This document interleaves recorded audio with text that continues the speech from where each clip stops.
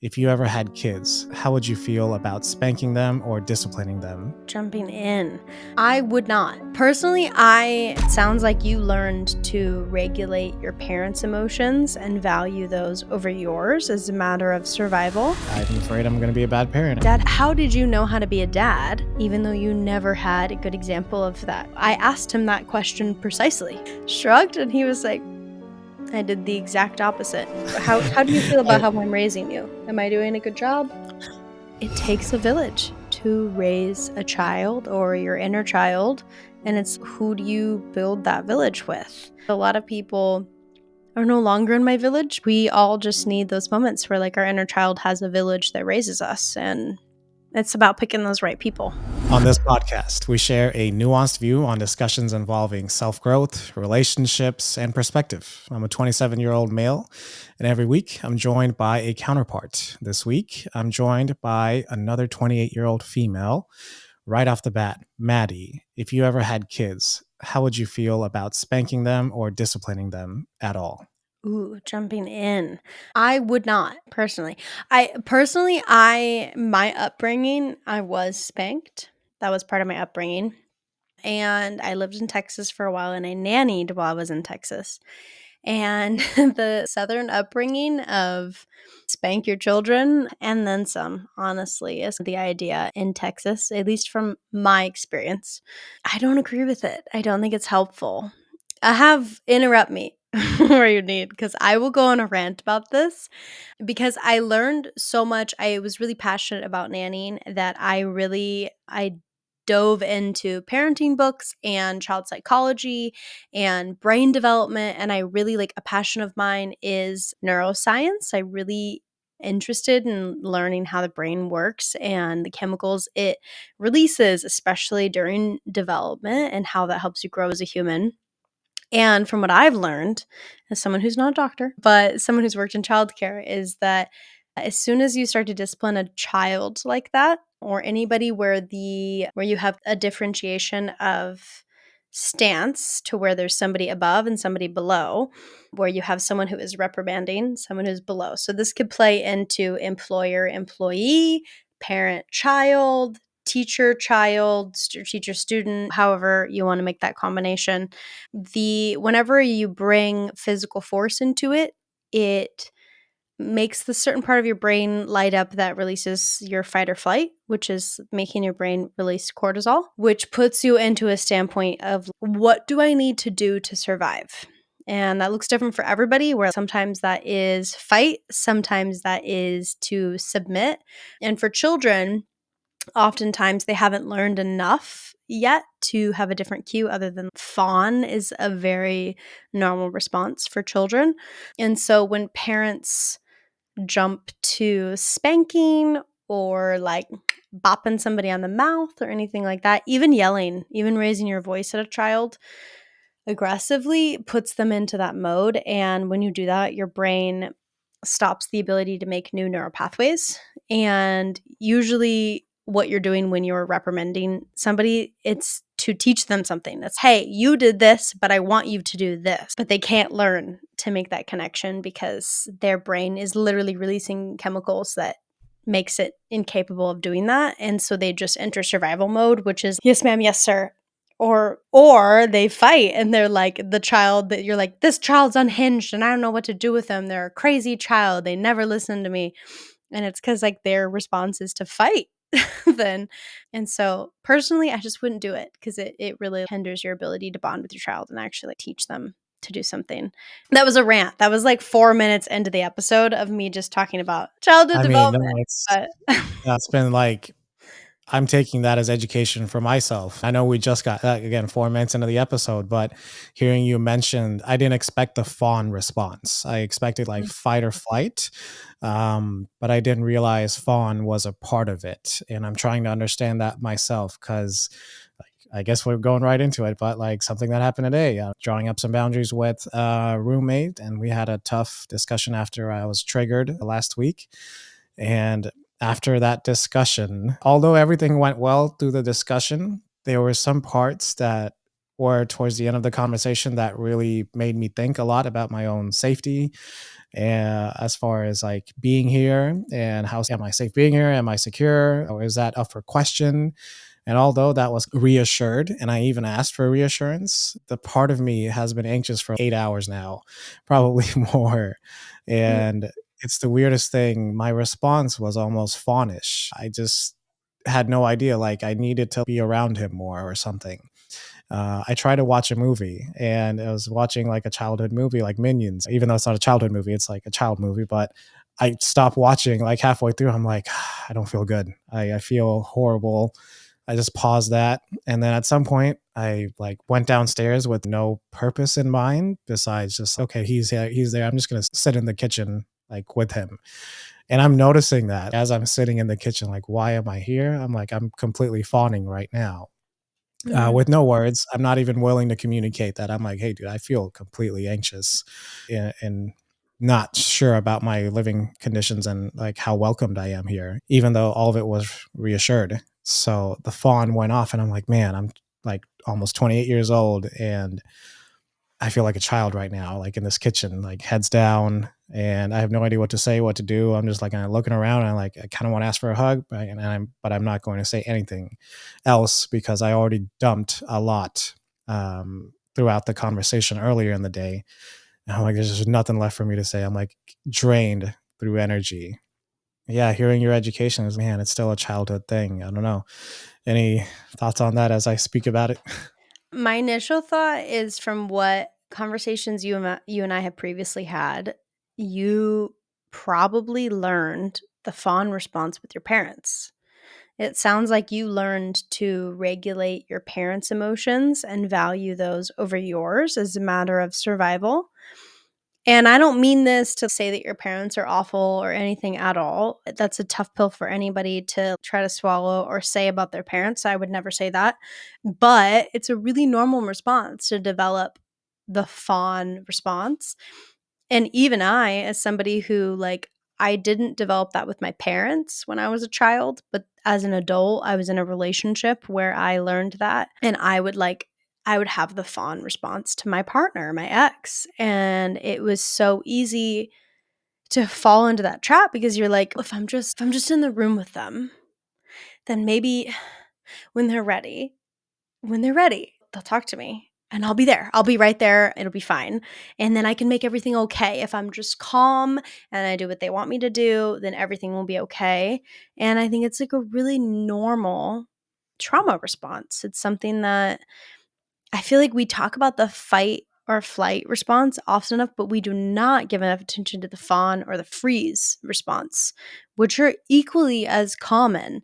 Because honestly, especially as a woman, I've felt like the fawn and freeze response have given me the most survival skills than fight or flight, because fight or flight has rarely served me. And as a human in general, it's just like somebody is going to be the person that is going to give, and somebody's the person that's going to take. And that's just going to be the response. So I think fawn is such an accurate human response to it. I'm curious to hear how that played out. Did you have any resolution today with your roommate? The resolution, it was great earlier in the day. I like a little bit of context. I just have had a trigger for the past year and a half almost. It was a really embarrassing trigger when I get yelled at. I freeze, I get anxious, I have so many things firing off and going crazy within me if someone's yelling at me, that it's not noticeable up front because I'm not the type of person that takes it out on others. I usually end up taking it out on myself, and it is never obvious. Before, it was through alcohol, but again, you wouldn't notice it. It was just me doing damage with alcohol to myself, and I would black out. And then it led to drugs, just trying to medicate myself with, like, as Maddie, you told me, it was like a symptom in my life that I have. Yeah. So I communicated all of that to my roommate and letting him know that's what kind of like my trigger is and that's my response. And the embarrassment of my trigger and why I didn't communicate it for over a year is because I feel like I'm broken for even having it. And the trigger is whenever the dog gets excited and I'm playing with him, the dog will start barking really loud, and I almost said yelling right then and there. So when I It even is told my yelling. therapist, yeah, I guess it is, but I'm There's like, I'm sure emotion that and noise behind it. It's yelling. It's the same thing. oof, that's so hard to accept. It's just a dog. It's just a dog. I guess that my response goes there, like an immediate shame. You should be normal. You should not view things in a certain way. So I hit it. Wait, I wanna interrupt. Can I interrupt? Yeah, yeah. Do you think that when the dog barks loudly, even though the 2 categories that would categorize it as yelling is noise, like volume and emotion, do you think that it's disqualified because he's an animal? Because he's still interacting with you as another living being Mm, who's expressing a need that either it's excitement and joy or it's anger and aggression, and he's needing something from you. So he's using volume to get your attention in mm. the same way that a human was or would. Why would you categorize that differently? Because he's an animal? Is it because you believe that he's like a baby, or what is it about that makes you categorize it differently? I haven't thought about it like that, but I 100% write it off because it's a dog. Because it's, yeah, just because it's a dog that is so loving and so amazing to all of us that I completely write it off. Like this dog is not asking or needing anything. It's just excited. It's wanting to play. But in a way, like when he's not like responding to, we play laser, when he's like not responding and he's not chasing it, but he keeps barking at me, I'm taking it as I'm trying to do something right for you. I'm trying to like make you happy, and you're getting more aggressive with me, and you're yelling at me, which is that's probably what he's doing. He's like confused. Oh, like you do the laser a different way or something. I don't know. Like he's communicating in some way, and that completely throws me off. I need to take a break, dude. I'm at that point. Like I want to just go in my room and cuddle up. Is Yeah. usually the reaction I'm having. Yeah. That sounds almost like a direct comparison to a child interacting with a mother or father that you're like, "I'm not understanding what you're needing out of me, but you're and I know you love me, so I know you wouldn't be mad at me right now, but, like, you're getting louder even though I'm playing, and I'm trying to and I thought I was giving you what you wanted, but you seem to not be getting the same thing." And it feels like maybe that is why it could be so triggering for you. I'm not a therapist, but as somebody who's experienced emotions, it feels like that could be parallel, which is why maybe just it's a dog barking and just somebody could easily dismiss it as being like, "It's an animal." But it sounds pretty parallel to you being like, "I care about this thing, this living being, and it's trying to communicate with me, and I think I'm giving it what it wants, and I'm not capable of meeting its need, and so it's raising its volume at me, and it's causing a stressor for me to where I just want to freeze or give up, or I would give it what it wants if it would just tell me what it wants, but I don't know what it wants, and so it's more of a stressor." Like, that makes perfect sense to me. That would cause a lot of anxiety and stress in your life because especially meeting Monkey, he's such a sweet little dog. Of course, you're like, "I'm playing with you. What? Like, why are you yelling at me? What do you need?" It Yeah. sounds like something that you've maybe experienced with your parents. It was 100% the experience with parents, but as you're describing that, you're right. I'm treating it like it's almost a baby because a baby is easy to dismiss, right? If you're not up to date on the best parenting techniques, a baby is a very easy one to dismiss. And then that leads to all his or her insecurities because then it develops that fawn fight response. And what a comparison you just made. Damn. Okay. That probably is what's stressing me out is I don't know if I would be a good parent. I don't know him going through that and then me not knowing what to do. I almost feel like I'm responding as my mom would respond, which would trigger me even more. Like, how did I turn into how my mom raised me? Like, I just felt like she was very incapable of raising a child. When I ask her for advice, on what would you tell me about when I have kids? What would you say you've learned throughout raising three kids? She's like, I don't know. I was like, that's your answer? You have no idea? Like this entire way, three ways? She's, nope, have no idea what I tell you. Just fucking, you just figure it out. You just raise your kids. And I was like, as you described that I'm probably treating Monkey like a baby. Monkey's the name of the dog. Yeah. Like dismissing it as a baby. I'm like, oh my God, I 100% feel like I just turned into my mom and that I'm incapable. of raising a kid properly, which you know this, and I've said it on the podcast many times. Like, I'm scared of why I want kids. I'm scared I might not be a great father. And I'm scared if it's even coming from a great place. So maybe it is in more modern times of why that's triggering me, because he didn't trigger me before. It's only been the past year and a half or two. I'd like to offer some comfort in that because my dad, we don't have to go into the whole long backstory, but my dad was adopted. He had really, birth parents were so bad. In fact, there's a Netflix documentary. We could dig into that later. It's that traumatic. And he was adopted when he was fairly young, but he remembers the whole process. Although his brain has blocked off, I think, a lot of it because it was pretty traumatic. And the family that chose to adopt him and his sister, my aunt, that I've come to know, even though he had several other siblings, they were raised by the family that I have their last name, the Mayo family. They were not kind. They did not do a very good job raising them. In fact, they provided really nothing. My dad has quite the obsession with like coats. I have always had really nice coats, especially growing up in Oregon. Like you need a lot of raincoats and winter coats and things like that. And I had an abundance of those. And there was one point in my childhood where I asked my mom, like, why is dad so obsessed with buying me a brand new coat every year when like the one from last year fits me just fine? And my mom was like, dad didn't really have coats when he was a kid. All of his clothes were hand-me-downs, including his underwear, and he was lucky enough if he got those, and his needs weren't really met. And so I learned this as I grew up, but it wasn't until I was an adult and taking care of myself that I looked back on a lot of that and was like, oh, holy shit. How did my dad learn to become such an amazing father? He was there. He would come and have school lunch with me as a kid and my sister. He would trade days to come to our school, and everybody knew Mr. Mayo. He would come and hang out with us. He knew all of my friends. He never missed a performance. It didn't matter if I was just singing the national anthem for a basketball game at my middle school or whatever it was. Dad was there. He was there for everything. And if my mom couldn't drive me to dance class, my dad was taking me. He was involved. He knew everybody. And even though now as an adult, it's hard to navigate relationships with your parents, like my dad was always there for me. I could come to him with everything, and I still feel that way. If I'm ever in trouble, my first phone call is going to be my dad. And he never had that in his life. So how could he know how to be that for a child is astonishing to me. And I asked him that question precisely one day.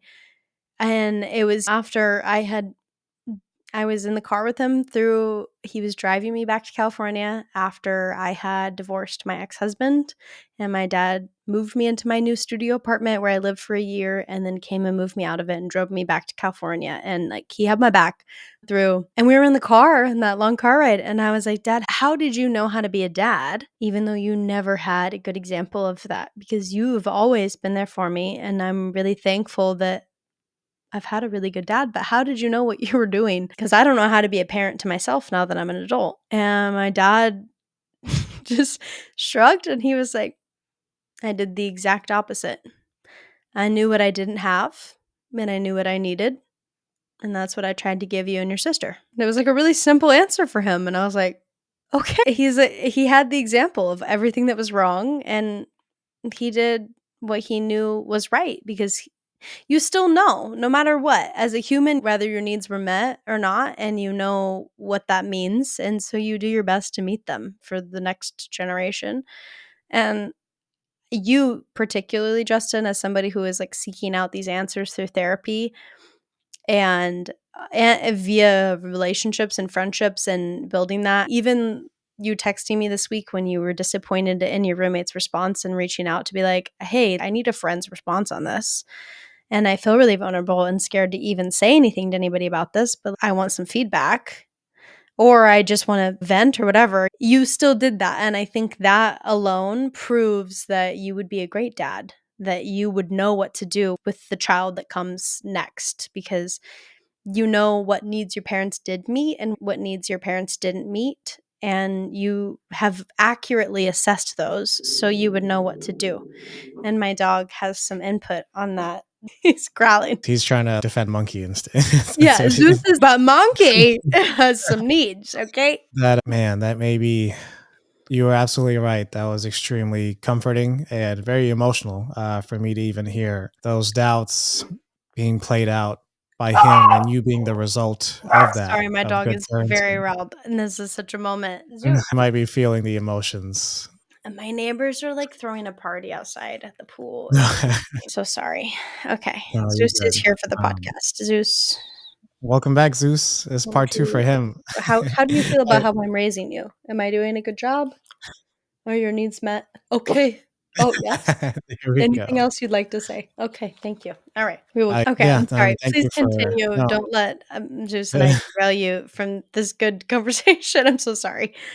No, you're good. It gave me a little more time to think about it all too. Yeah, it's crazy that someone that didn't have any examples, just having the awareness led him to making so many decisions that led to someone like you, which ended up being someone that helped me out. Like the dramatic effects that were made from someone just having the awareness is really reassuring. That was one of the things I did talk about in therapy is I'm afraid I'm going to be a bad parent. And he was like, awareness changes a lot of things. And Does. you giving me that example with your dad, like just a personal friend being there for me to give a little context. Yeah, when Maddie was there for me when I went through the biggest trigger I've had in at least probably a year. It was a new original experience for me that as soon as I texted her, we weren't really too much of a close friend relationship outside the podcast either. So that was terrifying to reach out to someone new, even though there's been some proof through the podcast that she's great. It was just a very new thing. And even more context, like Maddie was someone like I had a crush on like in the beginning. So like moving from that to like relying on her as a friend is like that, like the multiple barriers to entry to even send that text was just insane for me. And her immediate response was, "Hey, I see your text. It's a vulnerable one, and I want to give it the time it deserves. I'm just not able to do that right now, but just know I will as soon as I'm able to today." That was such an original experience. That showed me that what I had experienced that day of being laughed at after sharing a trigger was not an experience I always have to maintain. That same day, someone was there giving me a whole new experience. And this is someone that I had a like a roller coaster friendship with from the beginning, like a crush to podcast host to now like amazing friend. That original experience alone gave me a lot of hope. Like that one text of you just saying, "I will be there for you," and I see this was so life changing because I've written off some friends that weren't able to meet some of my expectations and boundaries.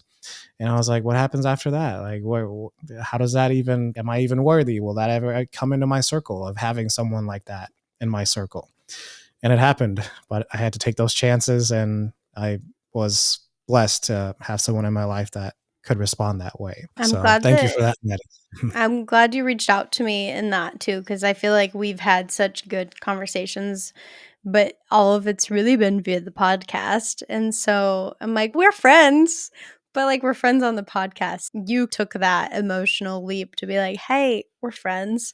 And I appreciated that. Also, let's normalize telling our friends when we can't respond right away because I do that for people around me. The response that I gave you to that was because like I know I need that whenever I send a vulnerable text to somebody and then it like sits for hours and maybe they do or don't have read receipts on and then you're just like did they open it and they think I'm too much or they don't want to deal with me or I shouldn't have told them at all and it's just like good to let somebody know right away that you're just like, "Hey, I see you, and I want you to feel heard." I'm just like when you texted me, I was literally in the car on the way to the airport, and then my flight got delayed, and there was like a bunch of stuff going on, to where I was like, "I don't know when I'm gonna be able to respond," and also like I could get there and get right onto the plane, and then be in the air for the next few hours, and I would hate for you to sit there and feel that way for 3 hours and feel unanswered or vulnerable after you already are feeling that vulnerability.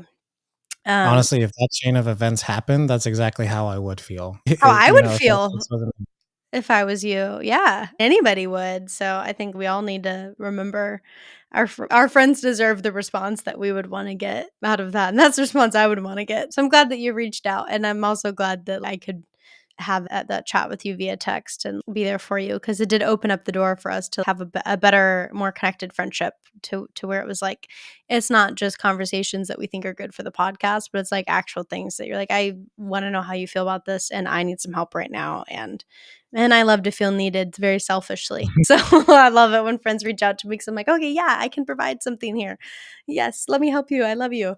So Might have been the best thing that came out of that day was my relationship with you strengthening and having a different sense of proof of what could actually be out there. And I'm talking about just friend circle. You're not a significant other, you're not someone I'm chasing. And that's huge because in all my past relationships or even past friendships with females, that was my way of, man, I'm in trauma, whether most of it was family before, reaching out for help, usually related to, as soon as you offer me a little bit of help, I am dumping. You are my source, and that is the only source of help. yeah. So to have a whole new experience come out of that, of someone being healthy and truly being a friend, that's not even a boundary that has to be set. It's just that's our friendship. It was weird for me because I almost wrote it off as if I can't really look for support from others. I need to find it for myself. I need to grow by myself, and I need to have that love and strength within my own. So it's been really hard to reach out on actual vulnerable moments. Instead, I'm like, I'll just put it into therapy. I'll pay for it. Like, I don't want to outsource my problems anymore. And so that was like, it's even more terrifying to reach out to you. And I was so pleasantly surprised by another original experience. It also just set in stone that I have a new standard for my friend circle because you did that. And another add on to the context, part of the text message that Maddie sent, which was so perfect. She's like, double down on who you are. Like, you're not, don't just view it as being sensitive, double down on being someone that might be sensitive or viewed that way. And that doubling down on who I am and my symptoms, as you also said on the text, that it's a symptom you have, and double down on your symptom, and make sure everyone knows about it. That's in your circle, at least that's close to you, that should know about it and be able to adjust. That and a friendship coming out of that, and a new standard for my own friendship circle. It's one of those moments. Would you go back and change things in your past? Probably not, because of those things, those being the results. Yeah, it takes a village, and people use that terminology a lot when it comes to raising a child. But as somebody who is an adult I'm like reparenting myself, even though, as I've already said earlier in this podcast, I think my parents did a great job and they did the best with the tools that they had. But there's some things that I'm choosing to reparent myself for some of the standards that I have in my life and the emotional standards that I want to set for myself moving forward. And it takes a village to raise a child or your inner child. And it's, who do you build that village with? And I feel like lately I've been learning a lot about what that means. There's a lot of people that are no longer in my village because I've just quite simply let them fall off, because I tend to be the friend that, like, I reach out first. I'm the friend that's, hey, I was thinking of you. How's this and that going? And I try to keep track with my friends in that way. And particularly when I was like going through my divorce, I really learned who was in my village and who was not, because there was some people that I just never heard from again. And I was like, I'm not going to reach out. I'm not going to do this. I don't have the emotional capacity right now. And then there was other people that really connected with me, that they were like, what do you need? How can I be there? They like checked in with me. And, and now that I'm in a better place, I get to be that for them while they're going through other turmoils in their life. And it's just, it takes a village, man. And like, we all have our moments where like we get to be quote unquote a child, where it's, hey, somebody crossed a boundary for me and I feel like a little wounded kid right now. And I think that's so reasonable, just in the same way that you reached out for me, that you were like, that was so triggering. And even though you in your text message were like, I'm not really sure why it bothered me that much, but it really bothered me. That was that was like your inner child being like, I need to be heard and no one's listening to my needs. And I'm scared because I don't know how to fawn or freeze or fight or flee from the situation. And we all just need those moments where like our inner child has a village that raises us. And it's about picking those right people. So I'm very honored to be a part of your village. I'm hoping that we continue to grow as friends and that I get to be a part of that village because I would love to be. And I consider you a part of my village that raises my inner child. And it's vulnerable and it's not easy. And it's a hard thing to navigate as an adult. And it almost feels silly to talk about, but it's such a part of humanity. And it's a part of being a full human is you are every year that came before. You are still 5-year-old Justin. You're still 10-year-old Justin. You're 12-year-old, 13, 14, 15, all the way up to almost 28-year-old Justin. You're all those years, and you need a community that can gather around each aspect of that. It's such an empowering way to view that. Like that entire segment you gave me will be another highlight reel for myself. The amount of empowerment and hope that inspires. I also have to thank Maddie for asking me before this podcast started. I was questioning whether this would be something valuable for an audience to hear, whether it would even provide any insight for anyone, or whether it would just be me venting. And she said it might be like good hope. It might be like perfect theme for the podcast. And that's exactly what's happening for me right now is hope and a whole new story to this event that happened in my life. That this entire moment, honestly, even like right up until now, and I'll probably still be processing, it made me feel so weak just being a man in this world, how weak you can feel for having emotions, for having these feelings, and then being let down and being reaffirmed in a doubt that you have about sharing this. And for one to be laughed at very loudly when you do try to share it, and then you just like what just happened, like the worst fear being confirmed. I, the story that gets reaffirmed, and then the story that keeps happening now and evolving. Without that conversation with you at that moment and that day, that story would have kept going and it would have made a whole different book. And then even this segment right now, you inspire me to go ahead and talk about it. And then this entire segment you gave of how it takes a village to raise a child, that is so new. I was like, oh, wow.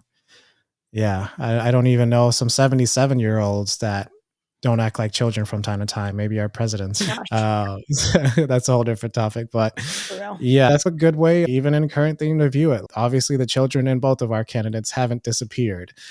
So it 100%. does take an entire village, and it's a lot easier for me to even accept what you just said in an empowering way. So I'm processing that right now.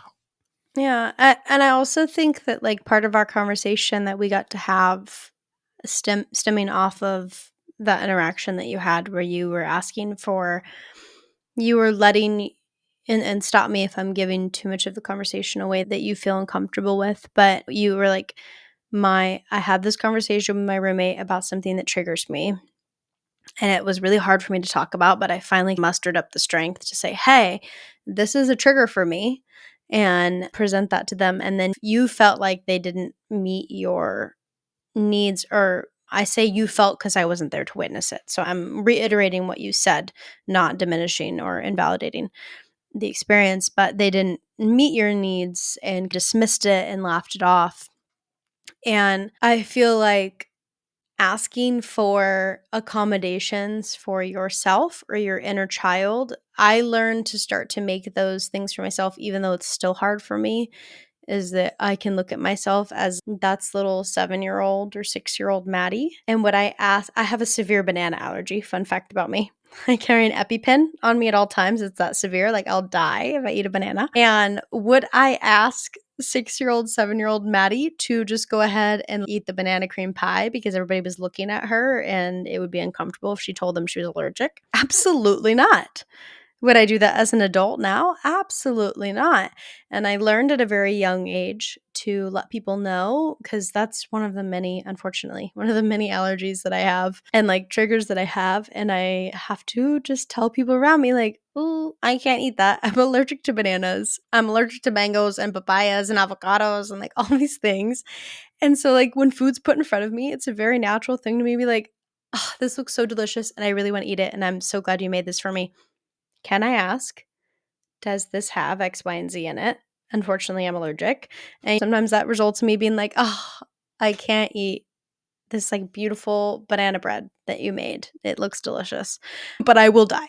And absolutely nobody that I could think of would be like, Oh, that was so rude. Can you believe that she wouldn't just shut up and eat my banana bread? It's no, of course not. She's allergic to it. And I feel like now we're getting more comfortable as a society to view triggers that way for people, like emotional triggers, and where we understand, like, oh, this person, I'm not going to invite this friend of mine who maybe they're on the spectrum and noise is really difficult for them. I'm not going to invite them to the rock concert that I have because it's not going to be a good environment for them. They're not going to feel good and safe there. So I'm not going to put them in a position where they feel unsafe or triggered by that response. And a plethora of other things. I have certain friends that I know wouldn't get along for certain reasons because I think they would trigger each other because of traumas that they have. And that's just something that I understand about my friends in the same way that I'm like, this person's allergic to grass. I'm not going to invite them on the 4th of July to come sit with me in this field and watch fireworks because they're not going to have a good time. It's the same response. And I think it's like perfectly reasonable for us to take care of ourselves in that sense and be like, you know what? It's the same thing as, hey, I have an allergy. I can't eat that. Hey, I react this way to being yelled at. I'd appreciate if we could have a conversation in a different matter. Or let's pick this back up when we're both a little bit more calm. Because right now, I'm going to have a reaction to what you're saying.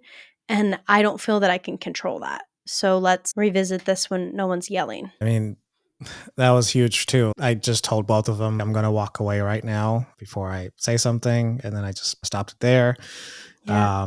I was supposed to move the car so that she can leave. She was on her way out, the girlfriend. And I was like, I don't even feel good enough to drive right now. That's how absolutely dysregulated I felt. But I moved the car anyway because I was already so embarrassed off of that. I was like, I cannot tell them right now that I can't drive the car because I'm triggered. I'd just rather drive the car and move it those couple feet and not deal with another potential embarrassment. So that's my sense of like how worthy I feel of accommodations as you're speaking on. That is so tough because it also comes from like a scarcity mindset. Like I haven't had people that have accommodated and let alone feeling like I could ask for those things. So half of it is I haven't initiated and the other half is it's never been initiated for me. So like half of it's like almost like falling into a victim mindset too. I'm curious, like you are that person for so many people, and I do feel like you have some pretty great friends in your own community that are more of that standard. Do you know any way that you grew that? Like how you might have manifested that? Like how did that come about? Where your circle is, or is it even that way? I'm assuming here. That's a really good question. I think because I have just made space for myself, and this is fairly recent in my life, and I mean like the past couple years, because I was living in Texas and I was in a relationship with somebody who thought a lot of that stuff was silly nilly. But I did a lot of work with myself and I spent a lot of time answering a lot of these questions for myself and saying, okay, what do I need? And then when I invited people into my home, I just was like, this is my home and this is how it operates and this is what I do for myself.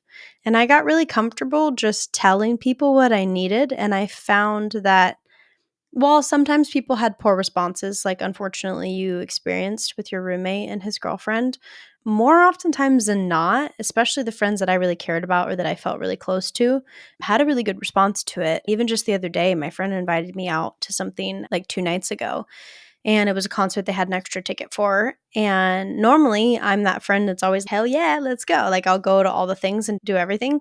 But I texted her back and was like, I am socially drained right now. And I really appreciate that you invited me. Please keep inviting me to other things. I need to be a hermit tonight. And I'm afraid I'm going to have to decline your invitation.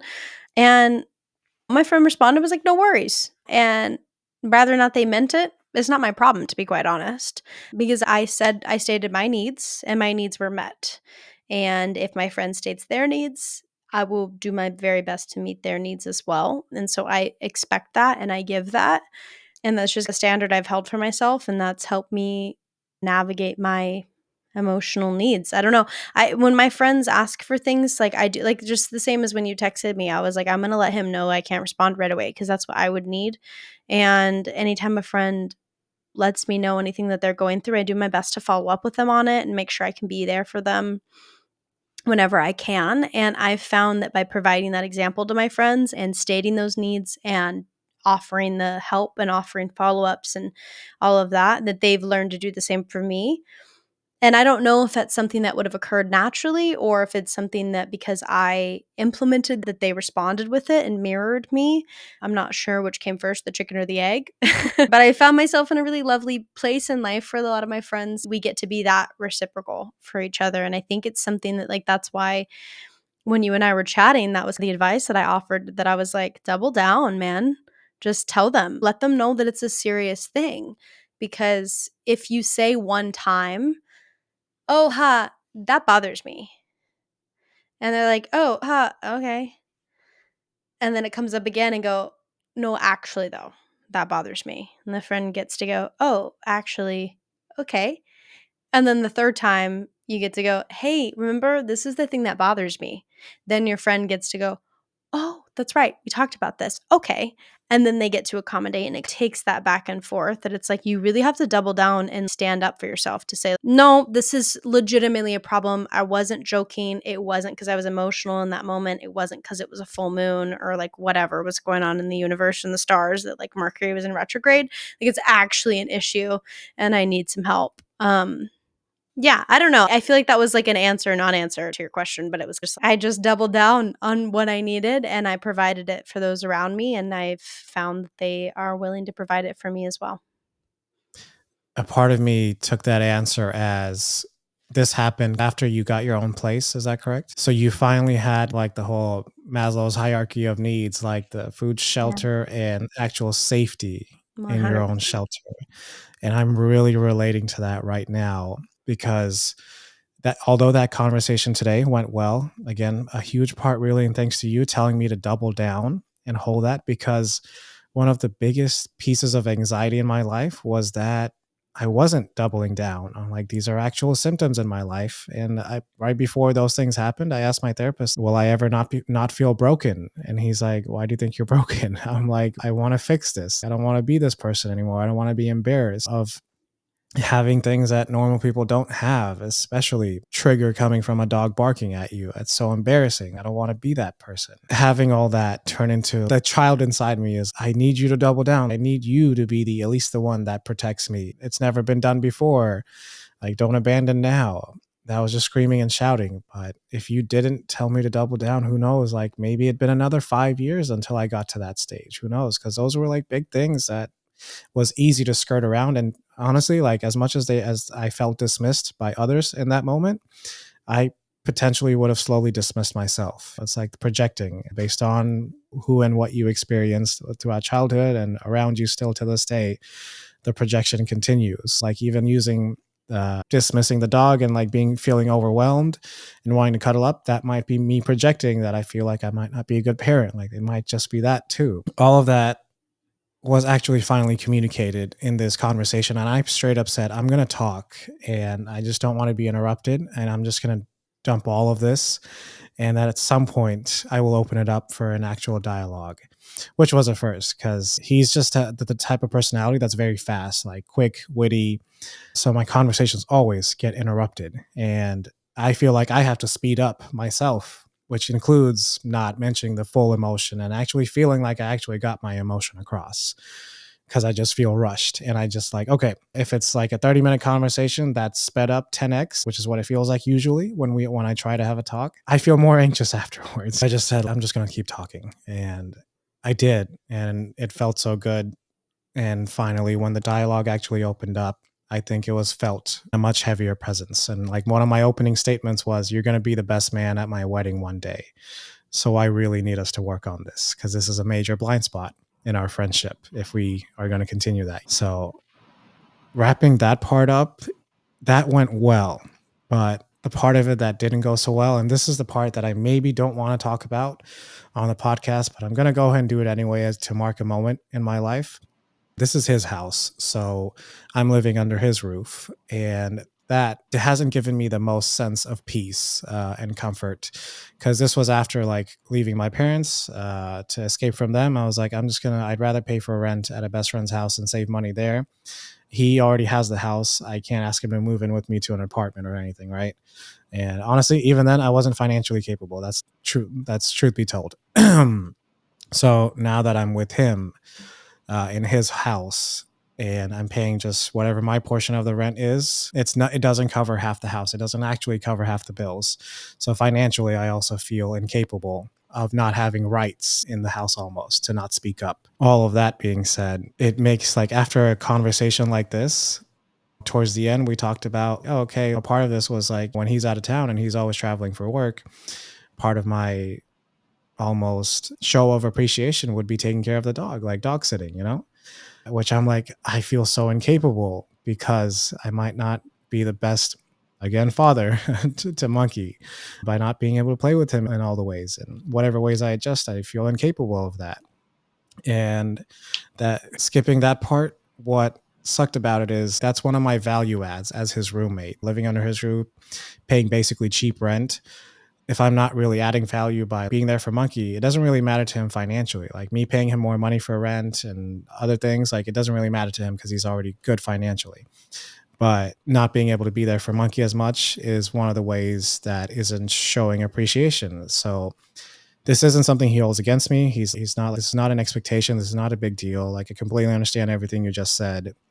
And honestly, yeah, come next year if you still want to stay here, and like we'll just renegotiate your rent and figure out some other things. But it's not a major problem. But it's just one of the ways I would like to feel appreciated with you as my one of my roommates, is that Monkey gets taken care of when I'm out of town. It's just one big small ask. And although it was very healthy, everything he said was right.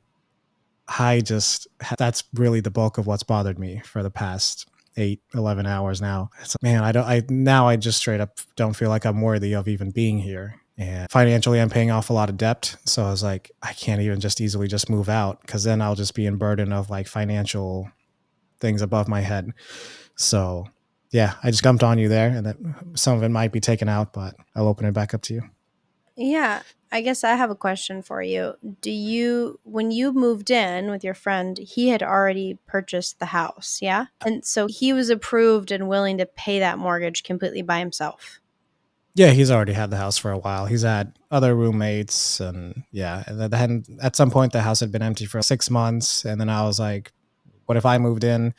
Yeah, it's fine with me. I don't really see a problem with you. Just house has been empty for a while, so it'd be a while since I've had roommates, but yeah. I would encourage you to remove that burden from your shoulders because you didn't buy a house. You rented a space, you're renting a space from somebody who took on that financial investment.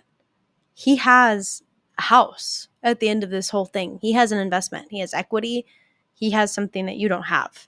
And he was willing to pay for that well before you decided you wanted to jump in. This has nothing to do with you.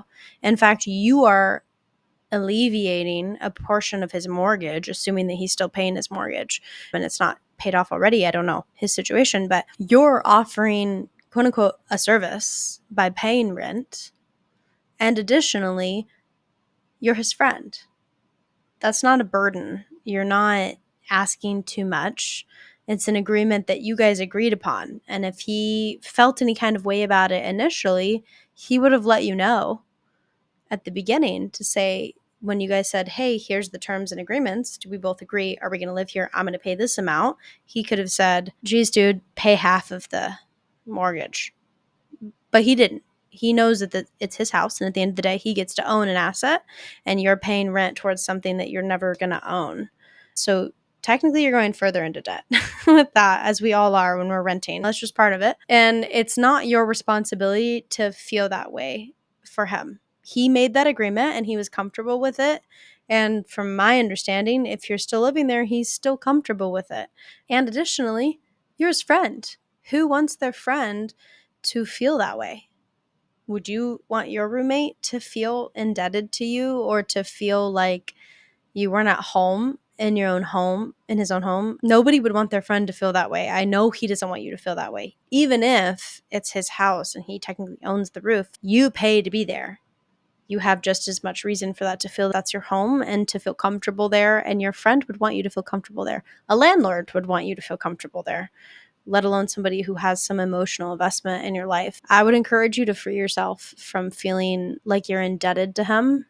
And Monkey, while he might be a lovely bonus to the house, he could also be a detriment. And that's your friend's dog. That's his dog. He brought in that companion and that dependent in his life that needs him. And it's his responsibility to figure out what happens with the dog. And of course, ideally, whoever lives in the house would be capable of caring for the dog. So that way, when he leaves, he doesn't have to worry about it. That's just it's just easy. That's an easy solution. But that doesn't have to be the solution. Like Zeus, my dog he is my dog, okay? I'll tell you, this dog is like at my heels all the time. And while he loves my boyfriend when I go out of town and I'm so thankful for it, if my boyfriend told me that he was like, man, me and the dog just aren't really that cool when you're gone. I don't know how to take care of him. I'm worried that he's sad when I'm here or I'm not doing the best for him. I'd be like, okay, I want my dog to be happy. I'll find somebody else who wants to watch him. I have friends that like would love to take my dog. Like people love dogs. I'm a perfect example. If somebody was like, will you watch my dog for a week? I'd be like, hell yeah. And my friends do ask me to watch their dogs for weeks at a time. And I'll be like, bring me your dog. When's your dog coming over again? I'm perfectly happy. And it's not a problem. So because it's uncomfortable for you, don't take that on as your burden. You didn't choose to buy a house and now you can't afford the mortgage. You didn't choose to get a dog and now you feel incapable of taking care of the dog. Those are not your responsibilities. Those are your roommates. You're there and you're alleviating some of that portion of his life and in the ways that you both agreed. So it's not your responsibility. And you having open dialogue, like you're an adult and this is life and you're allowed to change your mind whenever you want. Even if when you moved in, you were like, I'll help take care of the dog. And then you got into it and you're like, hey, actually, the dog overwhelms me. What can we do about it? Like, you're human. You're allowed to have those conversations and people have to make adaptations. That's just the deal. That's part of life. If my partner decided he couldn't deal with my dog after a while, it would be like, okay, what do we need to do? Do I need to take the dog for more walks? Do I need to take more of this responsibility? Whatever it is, you're allowed to ask for what you need. And you really wouldn't hold any sort of emotion against him for feeling that way? No, I think as long as it's something that's a conversation, I love my dog. He's my child.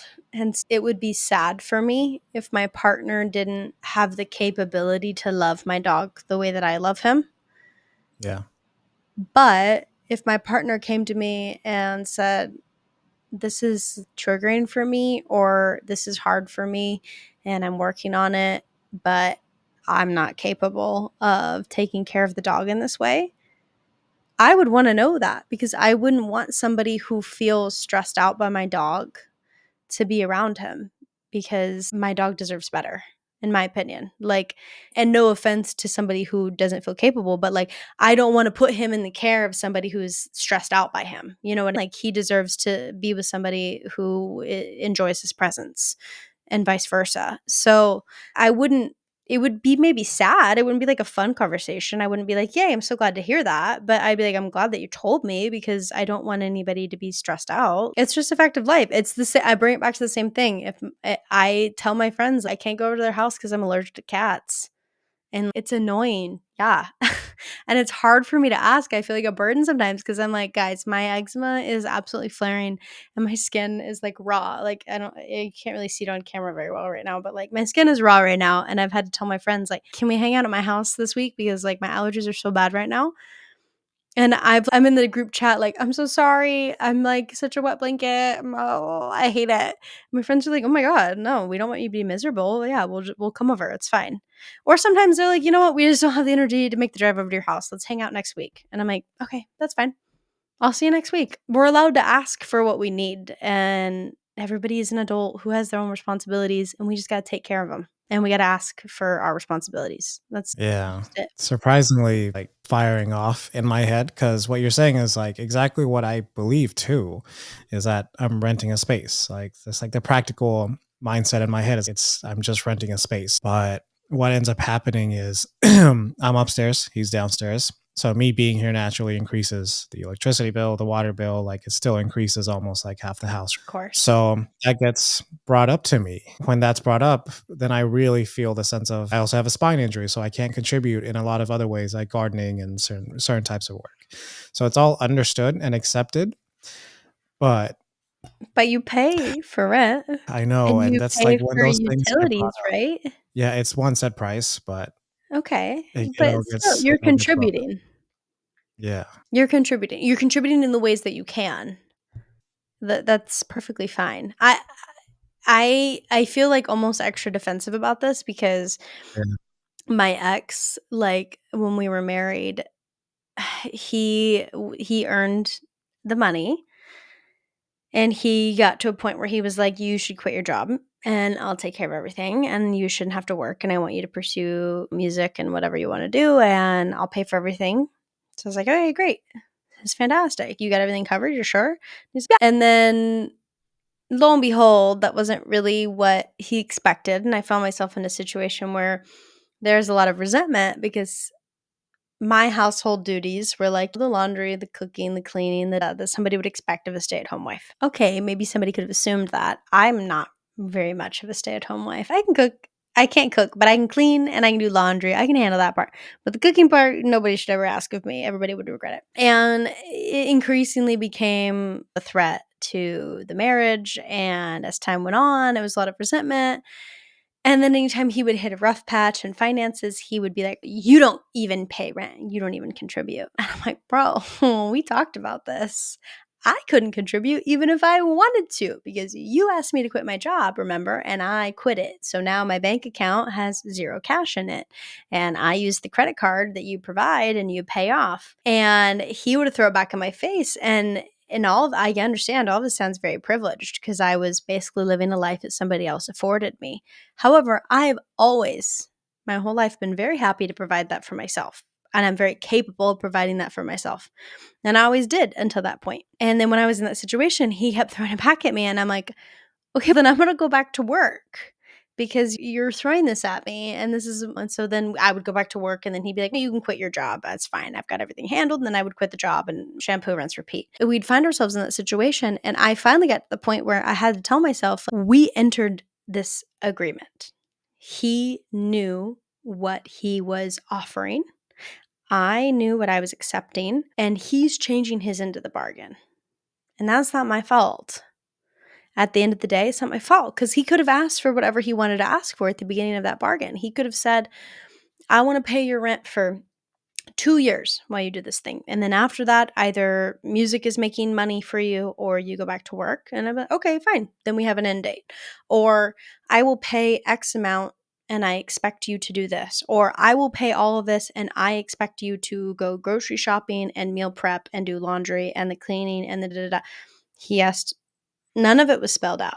He asked for nothing of it. He said, I'll pay for everything. I want you to quit and I want you to solely focus on your dreams. And then when I did that, it became a problem. So I think I learned to become cut and dry with it after years of back and forth. I really struggled with it. I'm not invalidating your response to it at all because it's tough. And then when I finally walked away, it was because I realized I was like, you're never gonna actually hold true to your agreement. And I don't have to feel bad about it. And I don't feel bad about it. I'm sure he probably feels a little bit bitter about it. I'm sure his side of the story, if you were to talk to him, is that he had a wife that took him for everything and she just lived off of him and never appreciated it. And that's probably his side of the story. And I could understand how he could feel that way. But that was our agreement, point and simple. I'm not going to feel bad for it. You offered and I accepted and I held up my end of the deal. And so you're doing that with your roommate. And Yeah, that's particularly exactly. speaking, you're paying into it. It's just hard when there's emotions. It's hard when there's a relationship, whether it's romantic or just friendship. Like, it makes you feel vulnerable in a sense because you feel like you have to contribute in some Yeah. way to them to meet their needs. Yeah. But if you've reached an agreement and that's their agreement, then you have to just trust that's the agreement that you made. And when they need it to change, you'll discuss it. Just like how you were like, hey, I think I need our agreement to change because taking care of Monkey is hard for me. And then you have that conversation. And I think all that's reasonable. So tough. I know exactly what's going to be discussed in therapy this week because I think honestly what you felt is what I felt is I feel like I'm living off of someone and I feel like I owe them and that they're doing me a favor. And it's almost even during our conversation today, like after everything was said and done with the boundary stuff, it basically felt like I was being told that I'm helping you and it'd be nice to be appreciated for that, is basically what I got out of it, which I think is the reality, honestly, if I step out of it. And so that's part one. And then part two is if I like share, like, I don't feel like I'm at home. Like, I don't feel like safe. Like, I have creeping thoughts in the back of my head that these are what you think of me. And it's honestly clear that's what you said to me. Um, then I also feel like things would have to change and I'd be asked some things that I probably couldn't keep up with. So then my circumstances would have to change. And honestly, it's starting to feel like that may be better. So like when you moved into your studio apartment, it's like you had so much more control. I don't want to be jaded and feel like everything has to be under my control for everything to be in control. Cause then there's the other views of like it shouldn't be thrown in my face. I shouldn't feel like I'm the help in a way, or I'm the one being, I don't know, saved in a way. But yeah, those are like part two and a half. So yeah, two parts and a half right there. I don't think it means that you're jaded though when I finally was in my own space and I felt like I had control of my environment, it was like I finally let go. It wasn't like I was like I have control now and I was like jaded and the whole thing and like angry. It was like I finally could let go of all of that anger because it didn't have to exist anymore. And I can't tell you how many nights I spent just literally standing in the middle of my kitchen holding myself like this and literally crying and just getting to hold myself and be there for myself and know that I was in an environment that like nobody was going to interrupt that moment, that nobody was going to disturb that peace, that I had control of being in the middle of my kitchen, that if I was cooking food and I needed to break down, I was allowed to and nobody would judge me or make fun of me for that. It was a moment where I got to let go. And now I'm really thankful that I get to live with a partner where we had a conversation a couple weeks ago where we do like temperature checks where I checked in with them and was like, hey, how's everything going? Like, how are you feeling? And I was like, okay, one thing I've been meaning to ask you is we have kind of household roles, where we both just assumed different chores that we do within the house. And one of the chores that he does is take out the trash and the recycling. It's one of the many things that he does in the house. And there are times where I prefer that to be done sooner than he would, where it's like piling over and he's out of sight, out of mind for him. But for me, I'm like sitting there and out of the corner of my eye, I just see it piling and I'm like, recycling needs to be taken out. And I found it really hard to ask him, even though he is not a partner that would ever blow up on me or resent me or be upset for me asking. I don't want to be the partner that nags. I don't want to be the partner that like bothers him or that he feels like I better do this before she gets mad at me. Like I never want him to feel that way about it. And so I kind of let that like sit for weeks before I finally was like, okay, well, during our temperature check conversation, I'm like, I don't know why, but I've been having a hard time asking because I don't want to nag you, or like nag you. I don't, I, but if I feel like I really want, if it's bothering me and I really want the recycling taken out sooner, how can I go about asking you that question? And he's like, oh my God, just ask me. As long as you're not like telling me, but you're asking me as somebody who lives in the house, like, hey, this thing's bothering me. Would you mind taking care of that? Of course, I'm going to take care of it. Like, that would never upset me. Why would that upset me if you asked? And I was like, I don't know. I don't know. I've never had somebody that would not be Yeah, bothered never like had it. that before. Yeah. I don't know. And so Yeah. I think it's just a matter of allowing yourself to feel that way in your space and knowing that if you're not having your needs met in that way right now, like your emotional needs, or you're not feeling safe in your environment to where you quote unquote have control. I don't have control over my environment right now. I live with another human being, but I have the ability to ask for my needs to be met. And I trust that my partner cares and loves me enough to meet those needs or negotiate with me on them to find something that's comfortable for me. That if that's not the situation that you're in, maybe it's time for you to explore other options. And that doesn't mean that that's the end of your friendship with your roommate. That could mean that you guys have a different kind of friendship and maybe it's better. when you don't live together. And that's always hard because, like, money and the economy is a steaming pile of shit right now. So it's easier said than done, I recognize. But if it's something that you need Yeah. to do, I encourage you to explore it. Yeah, and that will honestly be the debate. And then the mental toughness kind of kicks in too. It's like it is the biggest challenge in life that you will like everyone will eventually say face, hopefully, is living with another person. Especially when you love that person and you're as close as you can get to that person.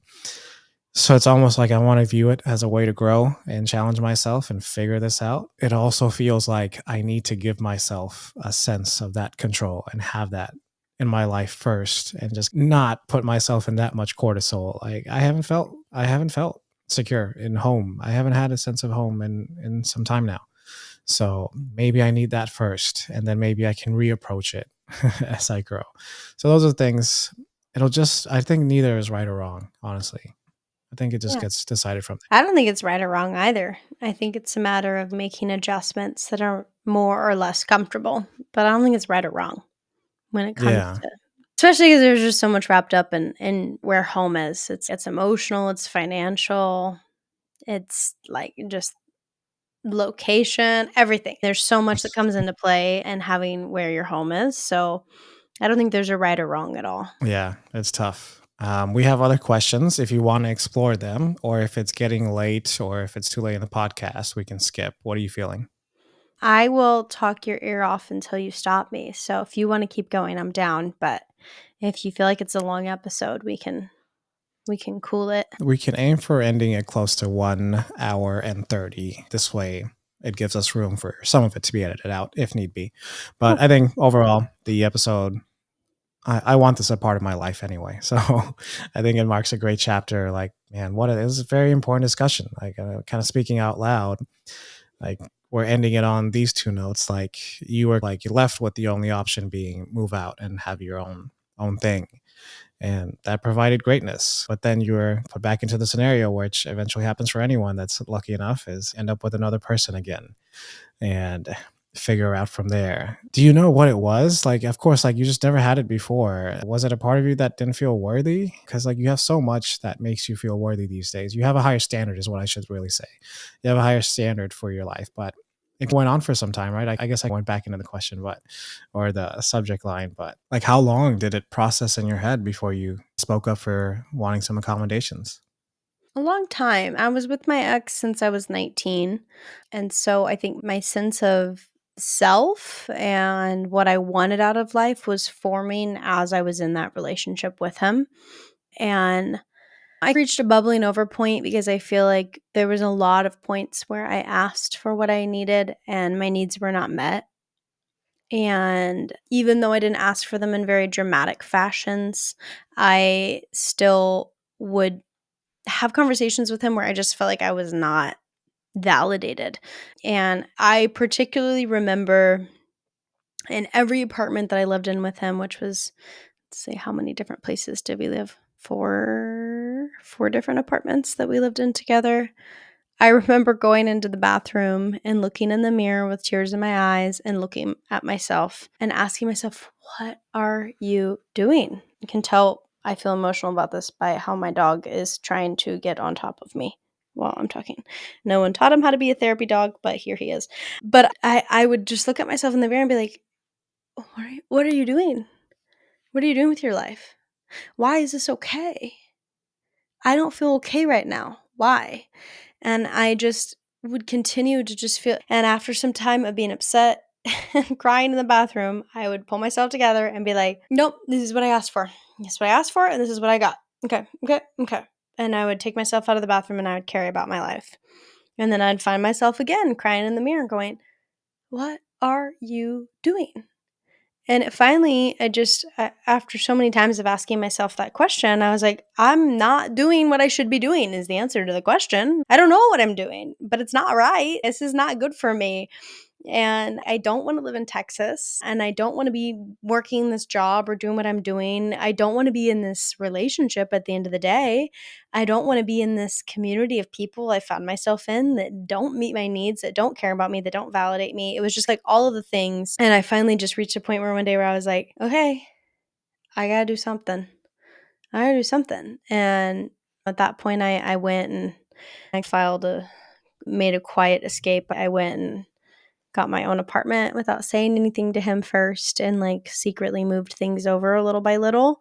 So I had, because I used to, for more than a year, I kept a go bag in my car that had a burner phone, a credit card from my parents, some extra cash, change of clothes, and some toiletries because he would lock me That's out pretty serious. Wow. often enough. He would cut me off on the credit card and just lock the door and turn my cell phone off.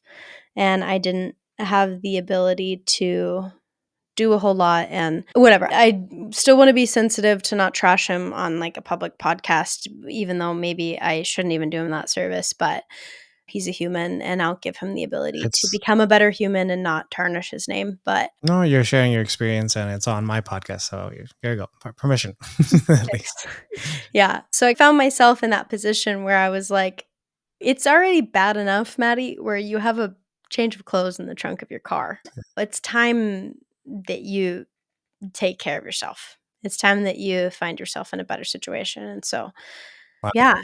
So I finally did, and thank God, because then I realized as soon as I got the keys to that little tiny studio apartment, it was like a moment where I was like, oh, I'm okay. Like, I got me. I got my own back. Who's taking care of her? Me. Like, it's okay. And like, I can cry or dance or sing or whatever I need to do in this little space, and it's mine. And I can self regulate and I can self validate and all the things. And instead, I could look myself in the mirror of that bathroom and go, what are you doing? What are you doing? It's good. It's good stuff. This is what you're doing. You're taking care of yourself, is what you're doing. So, I don't know if that really answered your question or not, but that's my rant. You did. Of course, it set off other things. I had no idea the situation was that bad. I am not sure how. I just don't understand how another human being could put another human being out like that and then take actions to cut off their phone and credit card. That takes work. That's a headache to even just be on the phone with customer service or get on. That's just, He that had is nap. serious. He had nap for that.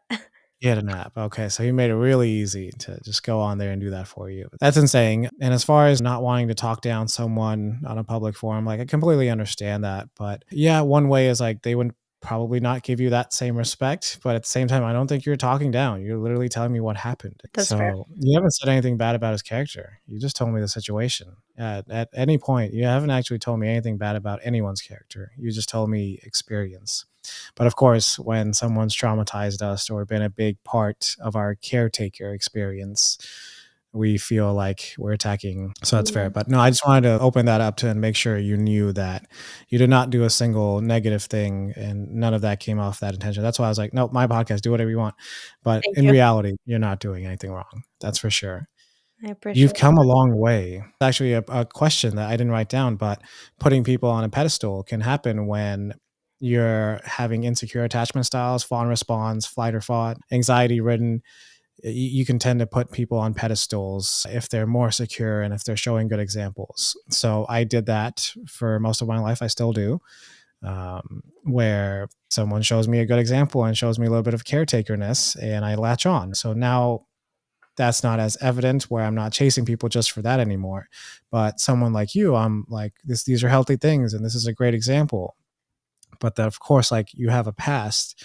And a part of me like racks my brain, like, how did you go from all of that? And it feels like a short period of time to being how you handle things now. Like there's got to be some, did you use any tools for handling your anxiety or was it just more like life growth? What was it? And if you do have any tools, feel free to share. Yeah, I mean, it was a short amount of time. I will say, I do think that my dog is. Are you wanting to get off my lap now? You're fine now. Is it- I don't need to yeah, cuddle yeah, you anymore. yeah. Happy dog, true and true. He is literally anytime I'm like feeling he's just needs to be in my lap. It's cute. Honestly, my dog, big help in all of Mm, this. He's my been there to lick the tears off my face every single time I've cried, which I'm very thankful for. But I think the biggest thing that's helped me and continues to help me, because 100% do not believe that I'm on the other side. I'm not like, I'm fully healed and everything's great now. I'm very lucky and I'm so grateful for it every single day of my life that I have landed in a seemingly very soft spot my life turned out to be so gentle and soft, and I don't know what good karma I accumulated to earn that. If you believe in karma, if that's a real thing, I don't even know.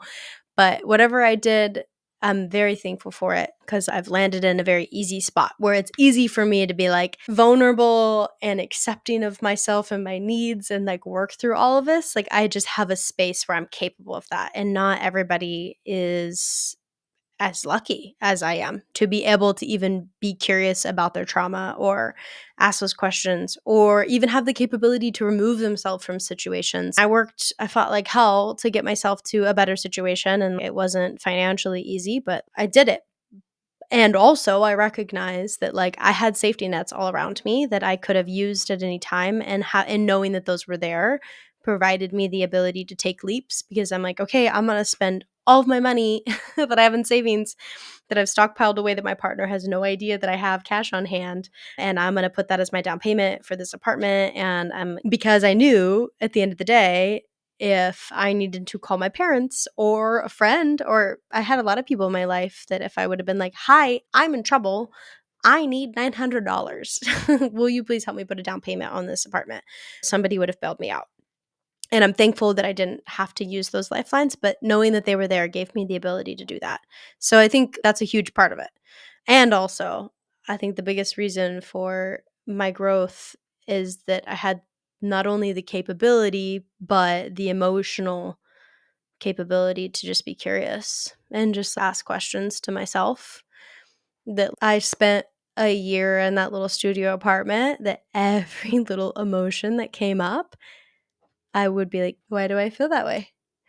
Um, and it would be things as simple as going to grab a jar of peanut butter out from the cupboard. And it was like, why have I had a jar of peanut butter in my cupboard that I have not touched for 3 weeks?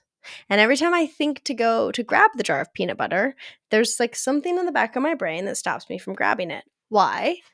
And oh, because remember how your ex used to comment every time you would eat peanut butter that it has a lot of calories in it? It's really fattening. And should you really be eating that? And my brain just tucked that away and I kept it there. And now I don't know that he was trying to force me to never eat peanut butter. My brain did that.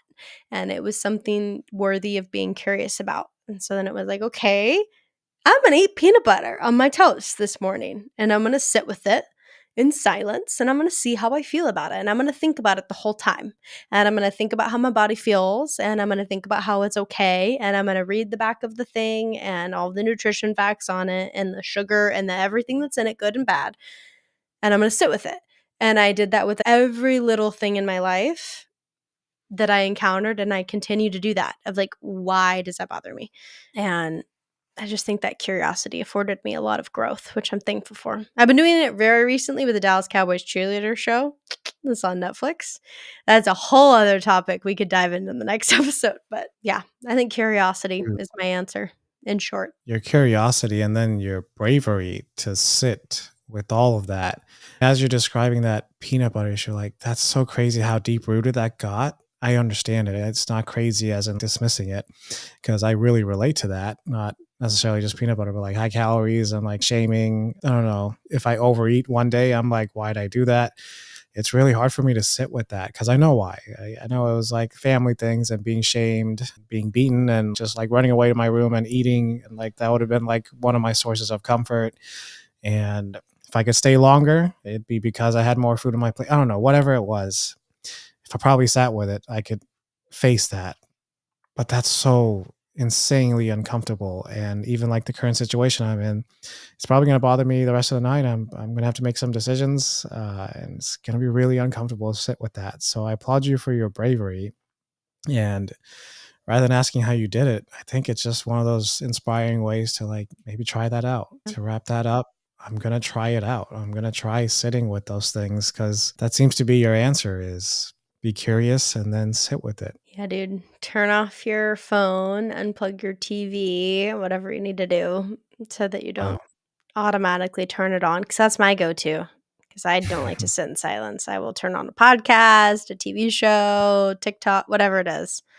And I got myself to the point where I was like, I'm doing this too much. Just turn it all off and sit in uncomfortable, debilitating silence with yourself And and let yourself spiral. Just let it happen. Spiral. See where the spiral oh, takes you and know that, like, you're safe with yourself. Because I think that, not to continue this long rant, but my most important thing for myself was learning that I'm safe with myself, and I think that was the thing I was always really scared of as somebody who struggled with depression, including suicidal thoughts and tendencies, that I was really scared of myself, that I would self-medicate by scrolling or watching TV shows and be like, "If I can just shut my brain up, I'm gonna be like, I'll survive. I'll live to see tomorrow." And so I lived by myself, and it was like me and my dog in my apartment, and I was like, "If I die, my dog's gonna literally starve to death in my apartment, so I don't get to kill myself. I don't get to do that. So I'm gonna turn everything off, and I'm gonna sit with it, and if I feel suicidal, that's it. I'm gonna figure out why." And it was rough, but then at the end of the day, I just learned I'm actually really safe with myself, and I'm very thankful for that, and it's something I get to carry with me now. And I don't know if that's good. I'm not a therapist. I don't know if that's good advice or not, but it really worked for me, and I hope it works for you or anybody else that's listening, because, yeah, you gotta learn to be safe with yourself. If you don't have you, I don't at the end of the day, that's like ground zero is yourself. That's the same as last week. We talked about having a good relationship with yourself. It's the same thing. Just learn to love yourself. there's and there's so many levels to it. I think you just finally dived onto a nuance, right? Everybody says it, right? But that's the difference about this. Like this podcast, we're like, we never give you advice, but these experiences that get shared show another path. We're showing the levels, we're showing the nuances, and damn, Maddie, that it's extremely brave. It's scaring me to even about trying that tonight. Maybe I give myself some grace. Maybe I take care of myself and soothe myself tonight. But there are definitely things I'd like to. Nice, my light went out. Oh, that's it. You're in the uh, darkness now. oh god, oh god. Okay, that actually scared the shit out of me when you say it like that. I'm Uh, sorry. I'm not trying to traumatize you. no, you're fine. But this will inspire me alone for sure. Thank you for that. Thank you for getting me to share vulnerably in the dark. Literally, this might be a funny Literally. clip. This is honestly a really funny clip.